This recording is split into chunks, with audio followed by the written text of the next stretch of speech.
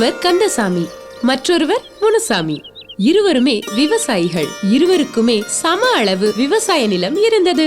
ஆனாலும் முனுசாமிக்கு ஒரே கவலை. கந்தசாமிக்கோ நல்ல விளைச்சல், முனுசாமிக்கோ விளைச்சல் மிக குறைவு. ஒவ்வொரு அடியிலும் கவனம் கொடுப்பேன் என நினைத்து களத்தில் இறங்கினார்.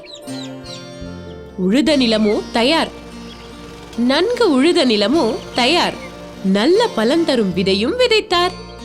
உரம், யூரியா, கிருமி நாசினி என அனைத்து நவீன முறைகளையும் உபயோகித்தார். பணத்தையும் வாரி இறைத்தார்.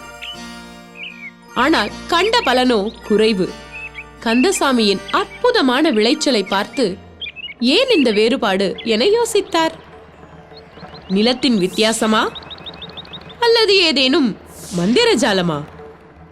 மனமோ ஒரே நிலையில் இல்லை. கந்தசாமியிடமே கேட்டார், இதன் ரகசியம்தான் என்ன? ஏ கந்தசாமி, நிலத்துல நான் கூட பணத்தை கொட்டணும்பா, ஆனா உன்னை போல அறுவடை கிடைக்கலையே. இத ரகசியம் என்ன, நீயே சொல்ல. அண்ணே, இதெல்லாம் இயற்கை முறை விவசாயத்தின் அற்புதண்ணே. அப்படி என்னப்பா புதுமுறையான விவசாயம்? அதன் பேரை இப்பதான் முதல் முறையா கேள்விப்படுறேன்.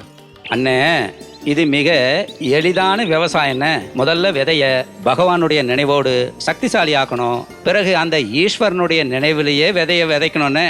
அப்புறம் சாணம் போன்ற ஜீவாமிர்தத்தையும் இலை தலைகளுடைய உரத்தையும் போடணும். பிறகு கிருமிகளை கொல்ல வேப்பிலை சாறையும் கோமியத்தையும் சேர்த்து தெளிக்கணும்.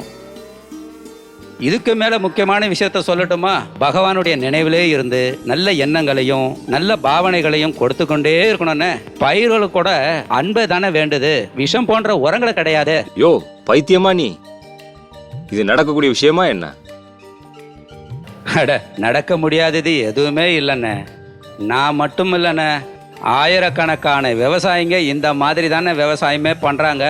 பாருங்க, இதுல விளைஞ்ச இந்த பழத்தை கொஞ்சம் சாப்பிட்டு தான் பாருங்களேன். ஆஹா, என்ன ருசி! இந்த மாதிரி பழத்தை நான் இப்பதான் வாழ்க்கையிலே சாப்பிடுறேன். இனிமே நான் கூட இந்த சாஸ்வத யோக முறை விவசாயத்தை பண்ண போறேன். செலவும் கம்மி, உழைப்பும் கம்மி, சுத்த மனசுல உற்பத்தியான சுத்தமான பயிர். நான் கூட இனிமே தியானம் பண்ண போறேன். நான் கூட இந்த மாதிரி பயிர் செய்ய போகின்றேன். புதிய யுகத்திற்கான புது விவசாயம், இதுவே இயற்கை யோக முறை விவசாயம். இப்போ முனுசாமிக்கும் கந்தசாமிக்கும் மட்டற்ற மகிழ்ச்சி. வாழ்க்கையும் சுகமாச்சு, பயிரும் வளமாச்சு.